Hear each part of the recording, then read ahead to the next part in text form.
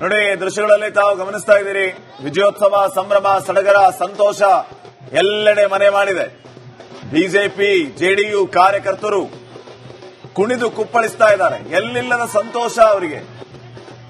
ನೋಡಿ, ಎಂತ ಅತ್ಯದ್ಭುತ ಪರ್ಫಾರ್ಮೆನ್ಸ್ ನಮ್ದು ಅಂತ ಹೇಳಿ ವಿಜಯೋತ್ಸವ, ಸಡಗರ, ಸಂಭ್ರಮ ಮನೆ ಮಾಡಿದೆ. ಕಾಂಗ್ರೆಸ್ನ ಪರಿಸ್ಥಿತಿ ನೋಡಿ, 60 ಇತ್ತು, 40 ಆಯ್ತು, 30, 20, 19, ಕಡೆಗೆ ಈಗ 1. ಆ 1 ನೆಟ್ಟಿಗೆ ನಿಲ್ಲುತ್ತಾ? ಅದನ್ನ ನಾವು ಕಾದು ನೋಡ್ಬೇಕಾಗುತ್ತೆ.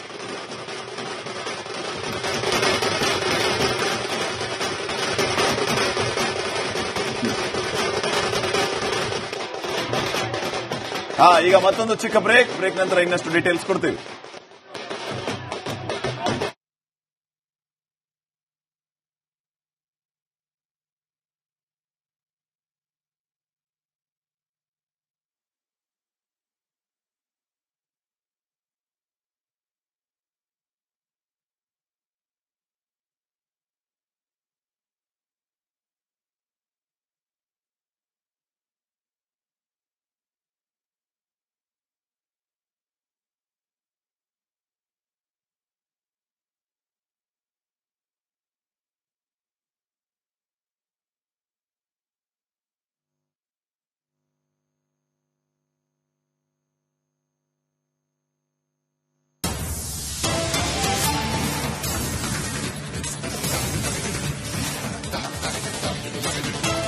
ಕೈಕಟ್ಟಿ ಹಾಕಿದೆ. ಈಗ ರಾಷ್ಟ್ರೀಯ ಪಕ್ಷದ ಅಸ್ತಿತ್ವಕ್ಕೆ ಕೊಡಲಿ ಪೆಟ್ಟು ಬಿದ್ದಂತಾಗಿದೆ. ಬಿಹಾರದಿಂದ ಕಾಂಗ್ರೆಸ್ ಕಿಕ್ಔಟ್. 61 ಕ್ಷೇತ್ರಗಳಲ್ಲಿ ಸ್ಪರ್ಧೆಯನ್ನ ಮಾಡಿತ್ತು. ಅರ್ಧಕ್ಕೆ ಅರ್ಧದಷ್ಟಾದ್ರೂ ಗೆಲ್ಲುತ್ತೆ ಅನ್ನುವಂತಹ ನಿರೀಕ್ಷೆಗಳಿದ್ವು. ಆದ್ರೆ ಅಂತಹ ನಿರೀಕ್ಷೆಗಳು ಯಾವುದು ಕೂಡ ಸತ್ಯದ ಹತ್ರ ಕೂಡ ಬರಲಿಲ್ಲ. ಕೇವಲ 1.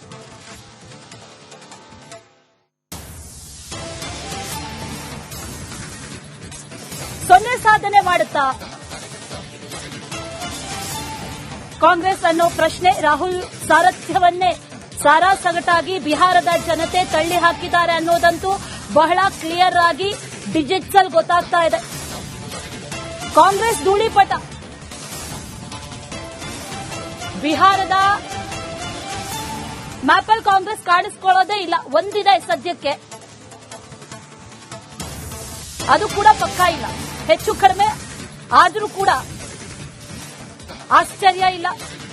ಇನ್ನು ರಾಘೋಪುರದಲ್ಲಿ ತೇಜಸ್ವಿ ಯಾದವ್ಗೆ ಮುಖಭಂಗ ಆಗುವಂತಹ ಸಾಧ್ಯತೆ ಇದೆ. ಬಹಳ ಕ್ಲೋಸ್ ಫೈಟ್ ಇದೆ.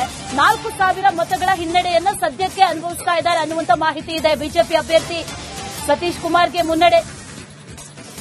ಕಾಂಗ್ರೆಸ್ಗೆ ಈಗ ಈ ಶೂನ್ಯ ಸಾಧನೆಯ ಭೀತಿ ಏನಾದ್ರೂ ಎದುರಾಗ್ತಾ ಇದೆಯಾ ಅನ್ನೋ ಪ್ರಶ್ನೆ ಖಂಡಿತವಾಗ್ಲೂ ಹೌದು. ಬಿಹಾರದಲ್ಲಿ ಕಾಂಗ್ರೆಸ್ ವಾಶೌಟ್ ಆಗ್ಬಿಡುತ್ತಾ? ಒಂದು ಸ್ಥಾನವನ್ನು ಕೂಡ ಕಾಪಾಡಿಕೊಳ್ಳೋದಕ್ಕೆ ಸಾಧ್ಯ ಆಗೋದಿಲ್ಲ ಅನ್ನುವಂಥದ್ದು ಬಹಳ ಕ್ಲಿಯರ್ ಆಗಿ ಗೊತ್ತಾಗ್ತಾ ಇದೆ. ಆ ಒಂದು ಸ್ಥಾನ ಉಳ್ಕೊಂಡಿರೋದು, ಅದನ್ನು ಕಳ್ಕೊಂಡ್ರೆ ಕಾಂಗ್ರೆಸ್ನ ಕಥೆ ಏನು? ರಾಷ್ಟ್ರೀಯ ಪಕ್ಷ ಯಾವ ರೀತಿಯಾಗಿ ಮುಖ ತೋರಿಸಿಕೊಳ್ಳುತ್ತೆ? ಬಹಳ ದೊಡ್ಡ ಮುಖಭಂಗ ಕಾಂಗ್ರೆಸ್ಗೆ. ಒಂದು ಸ್ಥಾನದಲ್ಲೂ ಕೂಡ ಈಗ ಅಲ್ಪ ಮುನ್ನಡೆ. ಆ ಅಲ್ಪ ಮುನ್ನಡೆಯನ್ನು ಕಳೆದುಕೊಂಡ್ರೆ ಕಾಂಗ್ರೆಸ್ ಖೇಲ್ ಖತಮ್. ಕಾಂಗ್ರೆಸ್ಗೆ ಈಗ ಸದ್ಯಕ್ಕಿರುವಂತಹ ಭೀತಿ ಆ ಒಂದು ಸ್ಥಾನವನ್ನ ಉಳಿಸಿಕೊಳ್ತಾರಾ ಇಲ್ಲವಾ ಅನ್ನುವಂತಹ ಪ್ರಶ್ನೆ. ಸದ್ಯಕ್ಕೆ ವಾಶೌಟ್ ಆಗುವಂತಹ ಎಲ್ಲಾ ಸಾಧ್ಯತೆಗಳು ಇದೆ ಅನ್ನುವಂತಹ ನಿಟ್ಟಿನಲ್ಲೂ ಕೂಡ ಹೇಳಲಾಗ್ತಾ ಇದೆ. ಯಾಕಂದ್ರೆ ಅಲ್ಲಿ ಇರೋದು ಅಲ್ಪ ಮುನ್ನಡೆ.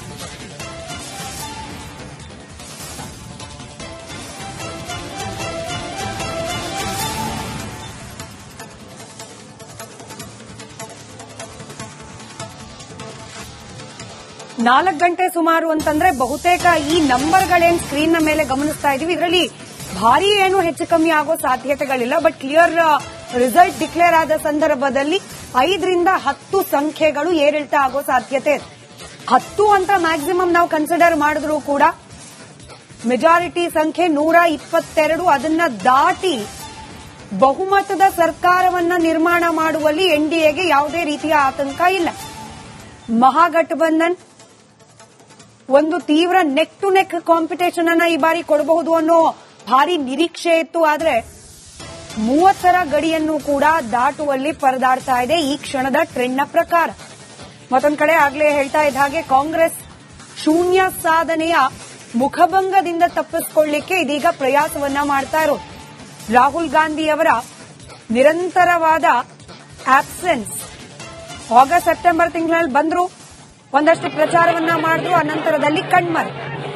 ಇನ್ನೇನು ಚುನಾವಣೆಗೆ ಕೆಲ ದಿನ ಇದೆ ಎಂದಾಗ ಬಂದ್ರು, ಹರಿಯಾಣದಲ್ಲಿ ವೋಟ್ ಚೋರಿ ಆಗಿದೆ ಅನ್ನೋ ಮತ್ತೊಂದು ಆರೋಪ. ಆದ್ರೆ ಗ್ರೌಂಡ್ ನಲ್ಲಿ ರಾಹುಲ್ ಗಾಂಧಿ ಅವರ ಪ್ರಚಾರದ ಅವಶ್ಯಕತೆ ಇನ್ನೊಂದಷ್ಟಿತ್ತು ಅನ್ನೋದು ಬಿಹಾರದ ಕಾಂಗ್ರೆಸ್ನ ಕಾರ್ಯಕರ್ತರದ್ದೇ ಅಂಬೋಣ. ರಾಹುಲ್ ಗಾಂಧಿ ಅವರು ಬಂದ್ರು, ಯಾಕೆ ಹೋದ್ರು ಗೊತ್ತಿಲ್ಲ, ಎಲ್ಲಿ ಹೋದ್ರು ಗೊತ್ತಿಲ್ಲ. ಲೋಕಲಿ ಬಿಹಾರದಲ್ಲಿ ಸ್ಥಳೀಯವಾಗಿ ಕಾಂಗ್ರೆಸ್ನ ಲೀಡರ್ ಅಂತ ಹೇಳಿ ಪ್ರಭಾವಿ ವರ್ಚಸ್ಸಿರೋ ನಾಯಕ ಯಾರು ಇಲ್ಲದೆ ಇರೋ ಕಾರಣ ರಾಷ್ಟ್ರೀಯ ನಾಯಕರದ್ದೇ ಅವಲಂಬನೆ ಸ್ಥಳೀಯವಾಗಿ ಕಾಂಗ್ರೆಸ್ ಪಕ್ಷಕ್ಕೆ ಇದೆ. ಅದರಲ್ಲೂ ರಾಹುಲ್ ಗಾಂಧಿ ಅವರ ಈ ವೋಟ್ ಚೋರಿ ಅಭಿಯಾನ ದೇಶದಾದ್ಯಂತ ದೊಡ್ಡ ಪ್ರಮಾಣದಲ್ಲಿ ರಿಂಗಡಿಸ್ತಾ ಇರೋ ಸಂದರ್ಭದಲ್ಲಿ ಬಿಹಾರದಲ್ಲೂ ಕೂಡ ಅದನ್ನ ಎನ್ಕ್ಯಾಶ್ ಮಾಡಿಕೊಳ್ಬೇಕು ಅನ್ನೋ ಸಹಜ ನಿರೀಕ್ಷೆ ಕಾಂಗ್ರೆಸ್ ಪಕ್ಷಕ್ಕಿರುತ್ತೆ. ಆದ್ರೆ ರಾಹುಲ್ ಗಾಂಧಿ ಅವರ ಆಬ್ಸೆನ್ಸ್ ಇದೀಗ ಚುನಾವಣೆಯ ಫಲಿತಾಂಶದ ರೂಪದಲ್ಲಿ ಕಾಣೋಕೆ ಸಿಗ್ತಾ ಇದೆ. ವಿಜಯೋತ್ಸವದ ಸಂಭ್ರಮಾಚರಣೆಯ ದೃಶ್ಯಗಳನ್ನ ನಿರಂತರವಾಗಿ ಬಿಹಾರದಿಂದ ನೀವು ಗಮನಿಸ್ತಾ ಇದ್ರಿ. ಕೇವಲ ಬಿಹಾರ ಮಾತ್ರವಲ್ಲ, ರಾಷ್ಟ್ರ ರಾಜಧಾನಿ ದೆಹಲಿಯ ಕೇಂದ್ರ ಬಿಜೆಪಿ ಕಚೇರಿಯಲ್ಲೂ ಕೂಡ ಇಂಥದ್ದೇ ಸಂಭ್ರಮಾಚರಣೆಯ ದೃಶ್ಯಗಳನ್ನ ಗಮನಿಸಿದ್ವಿ.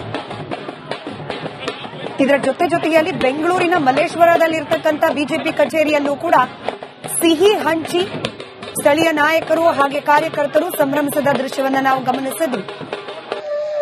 ಬಹಳ ದೊಡ್ಡ ಪ್ರಮಾಣದಲ್ಲಿ ಮಹಿಳಾ ವೋಟರ್ಸ್ ಎನ್ಡಿಎ ಕೈ ಹಿಡಿದಿದ್ದಾರೆ. ಮಹಿಳೆಯರ ಸಂಭ್ರಮಾಚರಣೆಯ ದೃಶ್ಯವನ್ನ ಕೂಡ ನೀವು ಗಮನಿಸ್ತಾ ಇದ್ದೀರಿ.